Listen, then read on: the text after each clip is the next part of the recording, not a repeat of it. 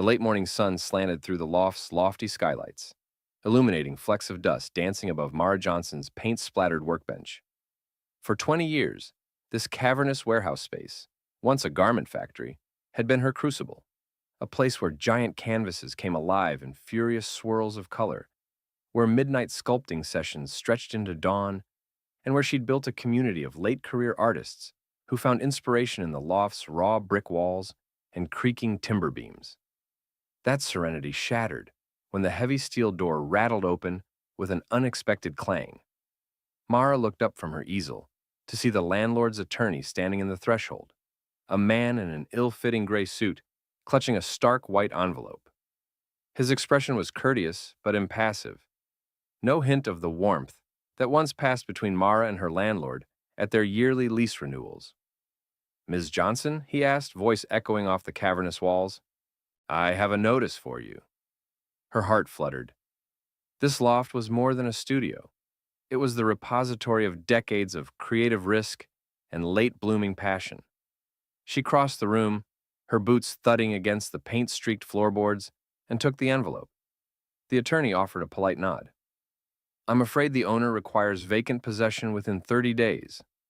I can answer any questions you have about moving logistics." Mara slid a paint-smudged finger beneath the flap and withdrew the single-page eviction notice. Her breath caught at the cold, bureaucratic language. Failure to vacate the premises by the expiration of 30 days from the date of this notice will result in forcible removal. No mention of cause, no acknowledgement of her 20 years of tenancy. Just a stark command: leave or be dragged out. Her pulse hammered as she scanned the document. Memories cascaded through her mind. The first time she'd unrolled a blank canvas here, the evenings spent leaning into the wooden rafters to mount new lighting, the laughter of emerging painters who gathered for her impromptu exhibitions. All of it bound to this place, now threatened with erasure. She looked up at the attorney, voice trembling. "There must be some mistake. I've always paid my rent on time." He consulted a thin leather folder. "The owner has sold the building to a developer. They request full vacancy to commence renovation. I'm sorry." As he backed toward the door and left her alone amid her half-finished sculptures and dusty crates of paint, Mara felt a hollow ache grow in her chest. The loft's towering walls, once a sanctuary, now seemed ominous, empty shells echoing with the ghosts of her creative triumphs. That night, Mara wandered the loft by flashlight, trailing her hand along rough brick, searching for some spark of hope amid the encroaching darkness. On the far wall, half-faded posters from past art shows fluttered in a draft. She peeled one loose and read its bold letters: "Creativity never dies." A fierce resolve ignited in her veins. If this place would cease to be a refuge, then she would transform it into something no developer or landlord could dismantle.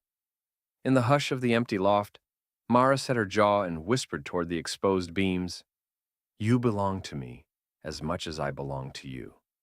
I will not leave this place without breathing new life into its walls." And with that vow, the first spark of her audacious plan was lit. The next morning, Mara returned to her loft before sunrise, the air crisp with winter's promise. She unlocked the heavy steel door and stepped into the vast emptiness. No canvases, no easels, only the echo of her footsteps on the paint-splattered concrete. Where her sculptures once stood was now open space, and the hollow silence pressed in around her. Instead of despair, a fierce energy ignited in her chest. She spent the first hours scavenging the loft's remnants. Rusted coat hooks became hanging pegs for sketch pads.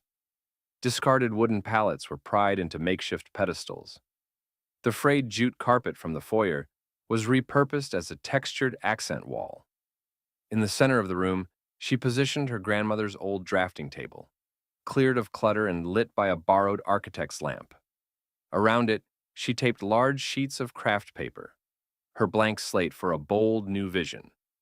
With charcoal in hand, Mara sketched the blueprint of Revival Loft, a sweeping white box gallery in the main hall, framed by the building's original brick alcoves for rotating installations, a raised platform beneath the skylight for live performances, and in the rear corner, a snug cafe nook where collectors and neighbors could converse over espresso. She noted exact measurements: 20-foot ceilings, 8-foot wide display walls, a subtle ramp for accessibility, and jotted material lists: steel track lights, modular partitions, industrial varnish for the floors.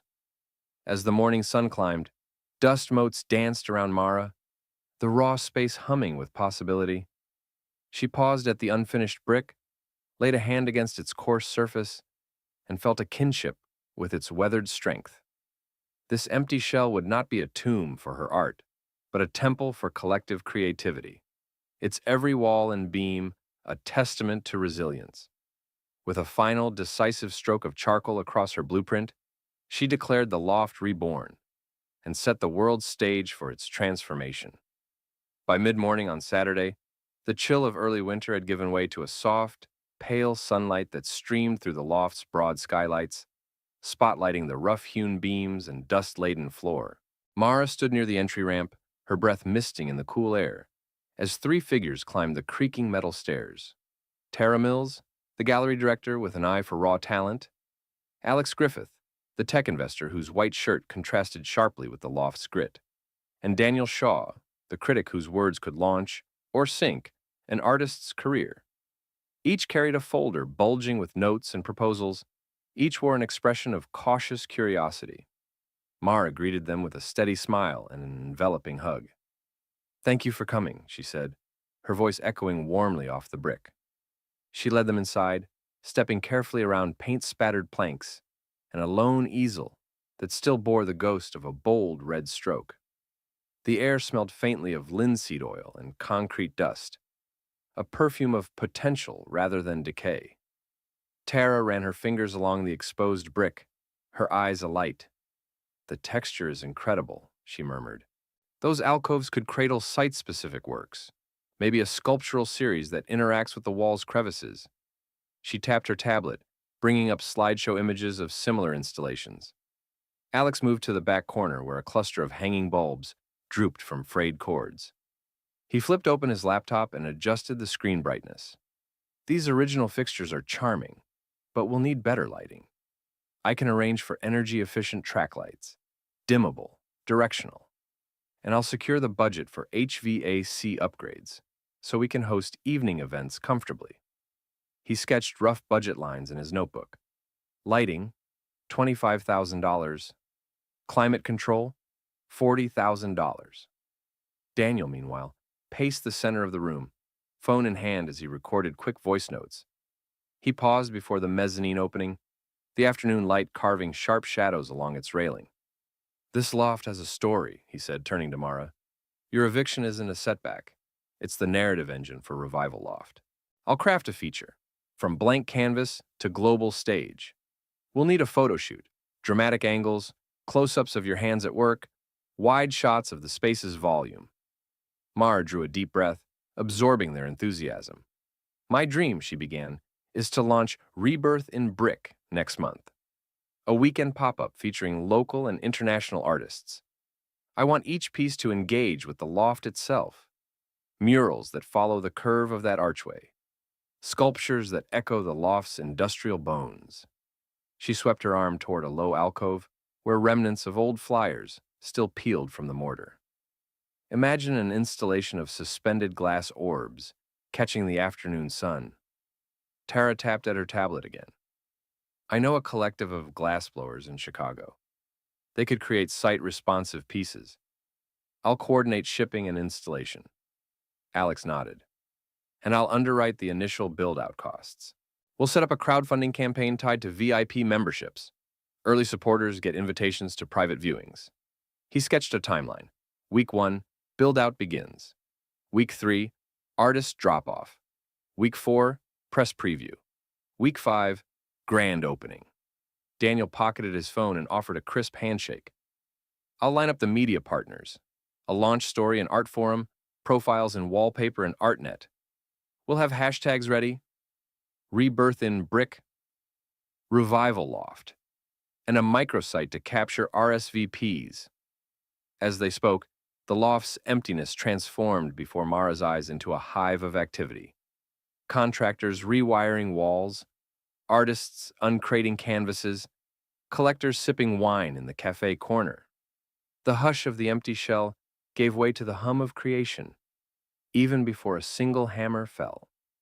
That evening, as Mara locked the steel door behind her guests, she stood on the threshold and looked back at the space, her birthplace of dreams, and now the cradle of a bold new chapter. With Tara's curation, Alex's funding, and Daniel's ink, her eviction notice had become the spark for an unexpected alliance.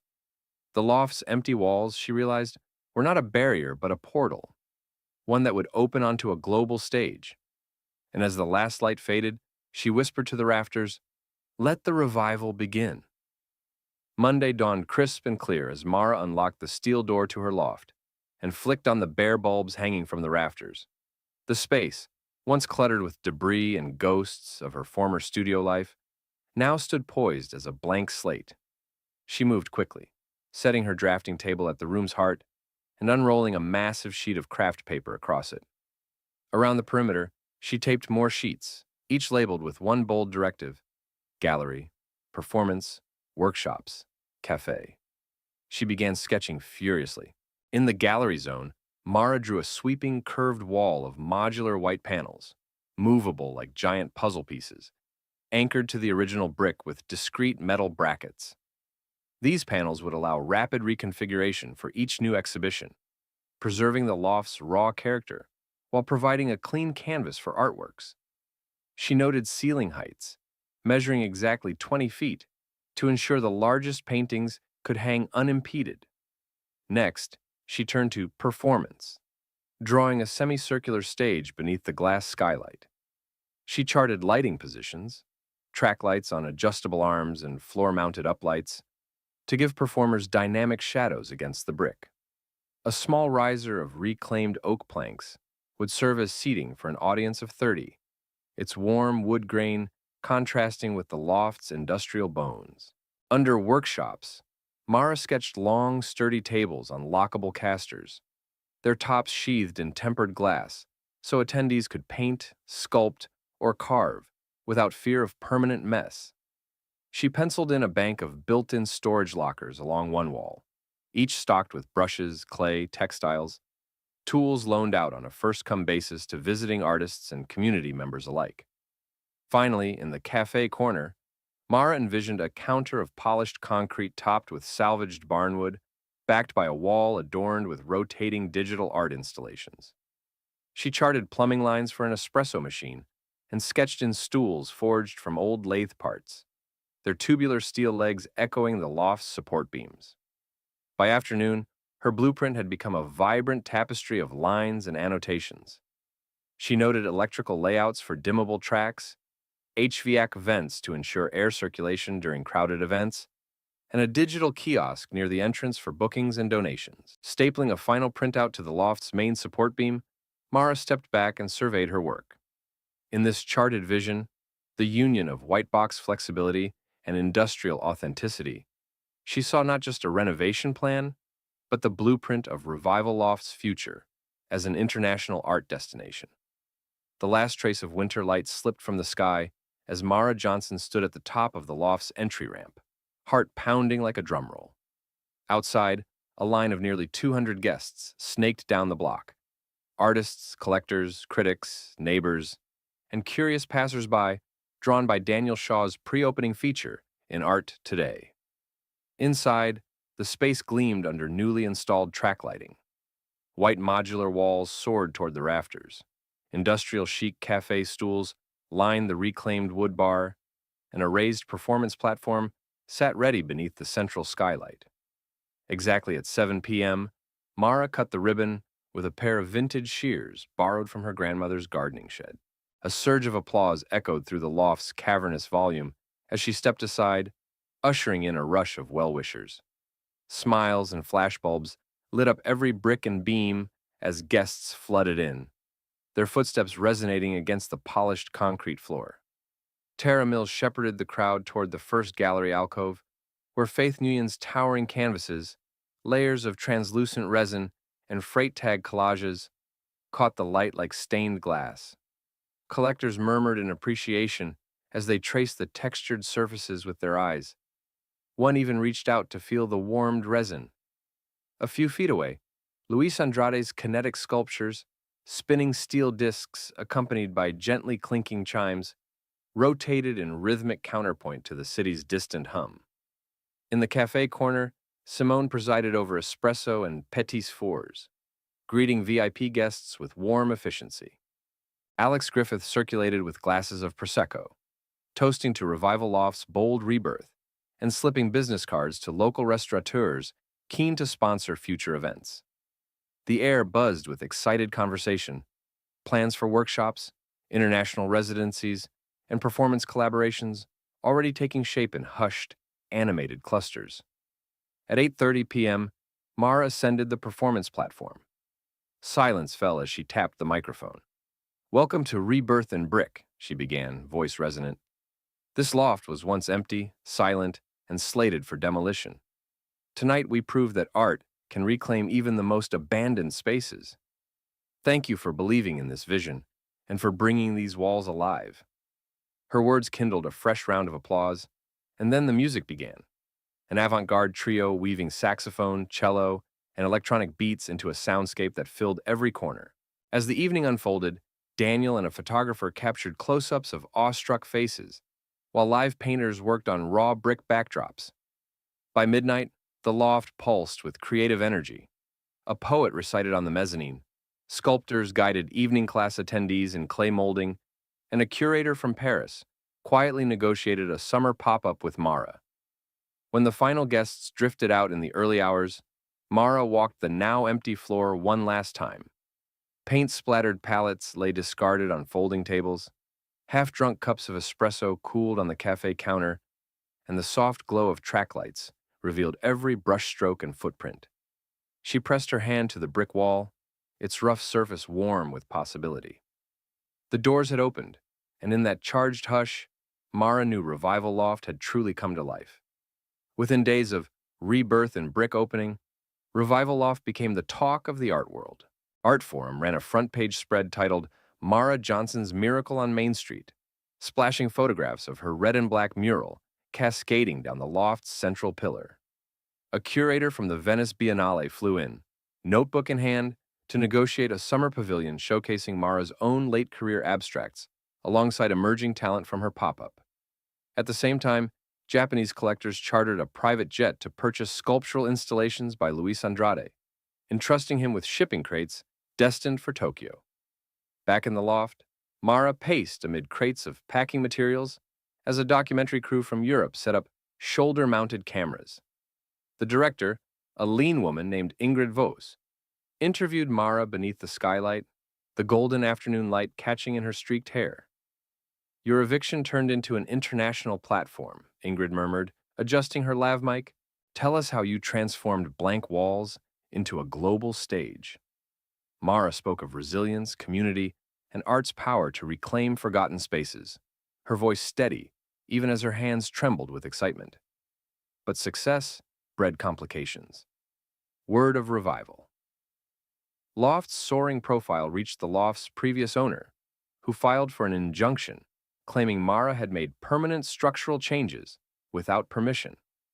At the emergency hearing, held amid the loft's gleaming new lights, Mara faced a stern judge and the landlord's lawyer, who brandished old photographs of dusty, empty walls. Tara Mills presented architectural affidavits proving all installations were reversible and preserved the building's heritage. Alex Griffith testified on the cultural and economic benefits to the neighborhood. After 2 tense hours, the judge ruled in Mara's favor, allowing all exhibits to remain while the full trial proceeded. Buoyed by vindication, Mara accepted an invitation from Basel Art Fair to host a Revival Loft satellite show in Switzerland. She and Simone spent nights coordinating crate shipments, securing travel visas for featured artists, and translating press releases into French and German. At the Basel venue, a cavernous former textile mill, Mara oversaw the installation of her brick-inspired mural across 50 feet of reclaimed wall, stunning Swiss audiences who crowded past velvet ropes to glimpse the gritty New York loft aesthetic transplanted onto old-world stone. Meanwhile, Rebirth in Brick trended on Instagram and Twitter as global influencers posted time-lapse videos of the Loft's live painters and behind-the-scenes glimpses of Mara's spirited negotiations with international curators. The New York Times ran a feature headlined, "How an Eviction Notice Sparked a Worldwide Art Phenomenon," profiling Mara's journey with intimate quotes from her grandmother, Simone, and the first displaced neighbors who became her patrons. By the end of this whirlwind chapter, Revival Loft stood not just as a reclaimed warehouse, but as a cultural beacon spanning continents. Despite the landlord's lingering legal bid, Mara's creative conviction and the torrent of global acclaim had cemented her empty loft's transformation into an enduring international art destination. 1 year after the eviction notice, Revival Loft glittered with celebration. As dusk fell on the city's repurposed warehouse district, string lights illuminated the entry ramp, where a red carpet unfurled beneath a banner reading, "Revival Loft Biennale 2026. Inside, the cavernous space, once empty, now fully realized, throbbed with vibrant energy. Modular white walls pulsed with color, brick alcoves housed kinetic sculptures, and the cafe corner buzzed with animated discussions over espresso. Mara stood at the loft's heart, flanked by Tara Mills, Alex Griffith, and Daniel Shaw. Before her stretched 30,000 square feet of exhibition space, where works from 18 countries coexisted with live painting performances and interactive installations. A glass-walled projection showcased live video feeds from the Basel Satellite Show, as 5 participating artists spoke to international audiences via video link. At 8 p.m., Mara mounted the mezzanine platform beneath the skylight. The crowd hushed. Collectors, curators, and press, some traveling from Paris, Tokyo, and Sao Paulo, turned expectant faces toward her. Mara's voice, steady with pride and gratitude, carried through the loft's vaulted height. "When I received that eviction notice 12 months ago, these walls were empty. Tonight, they stand as proof that creativity can transform even the most abandoned spaces into catalysts for global connection." Revival Loft is not just a venue. It is a testament to resilience, community, and the power of art to reclaim our dreams. Thunderous applause followed. Tour guides led groups through the sprawling galleries. Highlights included a suspended glass orb installation by a Chicago collective, a Japanese video mapping piece flickering across brick, and a collaborative mural co-created by neighborhood youth under the mentorship of emerging painters. Across the mezzanine, the Tokyo collector who'd purchased Andrade's sculptures raised a toast to Revival Loft, where the local becomes international. Nearby, a representative from the Tate Modern signed a 5-year partnership agreement to host a Revival Loft residency in London. As the party pulsed on, Mara slipped beneath an archway to find the loft's original cast-iron plaque, now restored, etched with her name and the date of the loft's rebirth. She closed her eyes, recalling the eviction notice's stark command to leave, and felt a profound sense of justice. The space that once sought to exile her now stood as a beacon for the world's artistic community. Later, on the rooftop terrace under a canopy of stars, Mara joined Simone and their longtime collaborators. Glasses of champagne caught the city lights as they toasted. Tara, to empty walls and bold dreams. Alex, to turning eviction into elevation. Daniel, to the artist who refused to be silenced. Mara clinked her glass against theirs, the clatter echoing softly in the night air. Below, the loft's installations hummed with life, a living, breathing testament to her vision. In that moment, she understood that Revival Loft's true triumph wasn't simply surviving eviction, but transcending it, becoming an enduring, international art destination that would inspire generations to come.